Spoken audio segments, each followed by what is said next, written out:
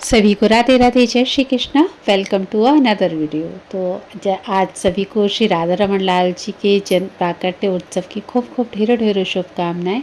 और ये हमारा कल का वीडियो है, क्योंकि कल श्री राधा रमन लाल जी का प्राकट्य उत्सव था और काफ़ी सारा मतलब कि आनंद हुआ उस दिन। और उस दिन हमारी सेवा पूजा कैसी गई तो उसकी कुछ झलकियाँ मैं आपके साथ शेयर करूँगी इस वीडियो में।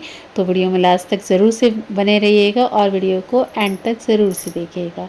तो सुबह उठने के बाद में सर्वप्रथम जो कार्य होता है वो होता है घर की साफ़ सफाई करना, क्योंकि बिना साफ़ सफाई किए हुए मुझसे पूजा वगैरह नहीं हो पाती। पता नहीं क्या ये मेरे साथ दिक्कत है कि जब तक मैं पूरे घर की अच्छे से सफाई ना कर लूँ मुझसे पूजा होती ही नहीं है। और वैसे तो पूजा पहले कर लेनी चाहिए, परंतु फिर बाद में साफ़ सफाई करो और पहले पूजा कर लो, वो चीज़ मुझसे नहीं होती, पता नहीं क्यों नहीं होती अब। तो फिर इसी के बीच में देखो मैंने अपने जो थे कपड़े वगैरह वो भी मतलब रेडी कर लिए थे और नहाने के लिए नहाकर भी मैं आ गई थी। और अभी हो जाते हैं खुद सुंदर से रेडी, क्योंकि आज हमारे लाला का श्री राधा रमन लाल जी का उत्सव है। और श्री राधा रमन लाल जी का प्राकट्य कैसे हुआ था उसका मैं थोड़ा सा आपको अंश बता देती हूँ।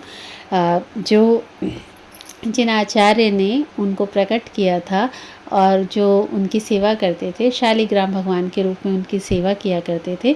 और शालिग्राम भगवान से वे बहुत प्रेम करते थे और खूब अच्छे से खूब भाव से उनकी सेवा किया करते थे। तो इसी बीच एक बार उन्होंने अपने ठाकुर जी का जो था वो उत्सव रखा था और उसमें हरिराम व्यास जी जो थे जिन्होंने श्री जुगल किशोर जी को प्रकट किया है, वो उनके वहाँ पर उत्सव में आते हैं लाल जी का उत्सव मनवाने के लिए। तो वे मजाक मजाक में कह देते हैं हंसी में कि ये आपके कैसे ठाकुर जी हैं, इनके तो ना हाथ हैं ना पाँव हैं और इनको तो आप ऐसे चंदन लगा देते हो, ऐसे लगता है कि जैसे मानो भटा कढ़ी में बोड़ो, मतलब मानो भटा कढ़ी में बोड़ो।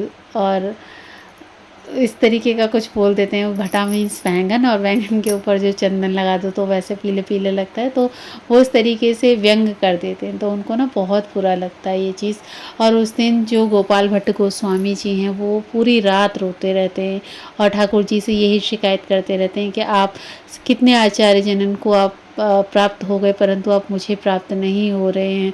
और मेरा भी मन करता है कि मैं आपको खूब श्रृंगार करूं, खूब अच्छे से आपकी सेवा करूं, आपको भोग पधराऊं, परंतु मैं आपको कैसे सजाऊं, कैसे संवारूं। तो इसी विरह में रोते रोते वे सो जाते हैं और कहते हैं कि जिन शालिग्राम भगवान की वे सेवा करते थे, जब वह सुबह उठे थे तो वैशाख की ही पूर्णिमा थी, जो कि कल तिथि गई है वैशाख की पूर्णिमा। उसी दिवस को श्री राधा रमन लाल जी श्री राधा रमन लाल स्वरूप में प्रकट हो जाते हैं।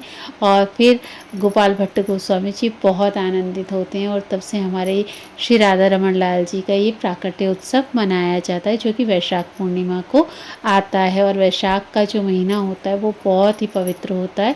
जैसे कार्तिक माह बहुत प्रिय होता है ठाकुर जी को, ऐसे ही वैशाख माह और माघ माह ये बहुत प्रिय होते हैं ठाकुर जी को। और इनमें की गई सेवा और दान पुण्य जो भी व्रत जप तप नियम जो भी होता है वो सब ठाकुर जी को बहुत प्रिय होता है। तो इस का बहुत महत्व है। वैसे तो देखो हर एक दिन का ही बहुत महत्व है, और क्योंकि सब दिवस ठाकुर जी ने ही बनाए, पर जिस दिन कुछ विशेषताएं होती हैं उस दिन ठाकुर जी अत्यंत प्रसन्न होते हैं। तो फिर मैंने भी आज सोचा था कि चलो जल्दी जल्दी लाला की सेवा करके और भोग प्रसादी लगा करके आज भोले बाबा को भी अभिषेक करने जाएंगे, जल अर्पित करने जाएंगे।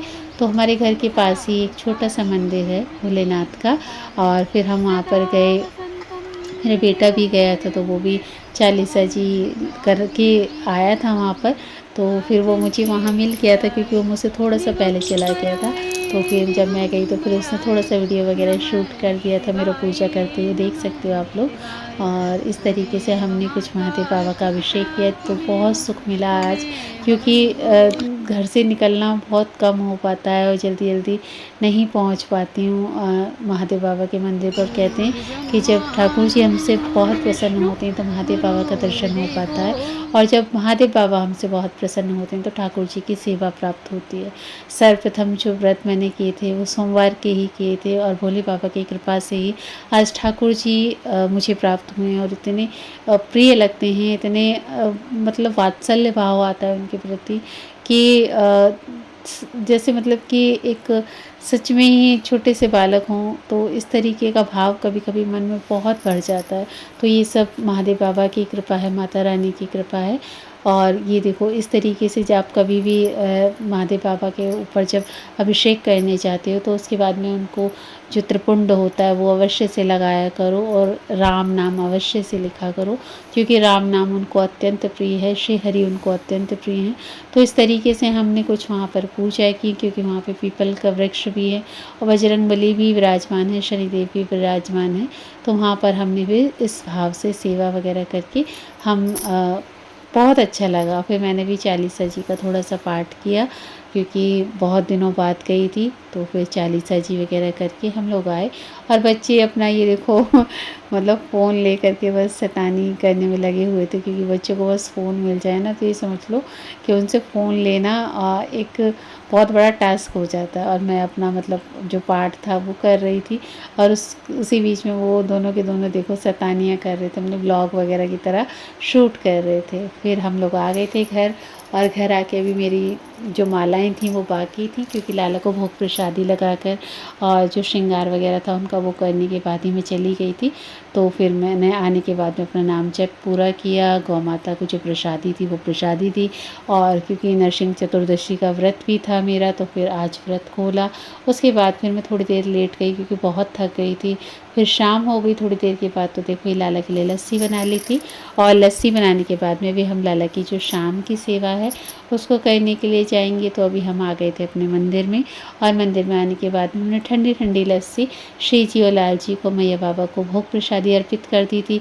उसके बाद लगा दिए थे पट मंदिर के, क्योंकि थोड़ी देर पट लगाना ज़रूरी होता है पर्दे का, ताकि भगवान आपकी द्वारा दी गई वस्तु को जो है आरोग सकें, प्रेम से पा सकें।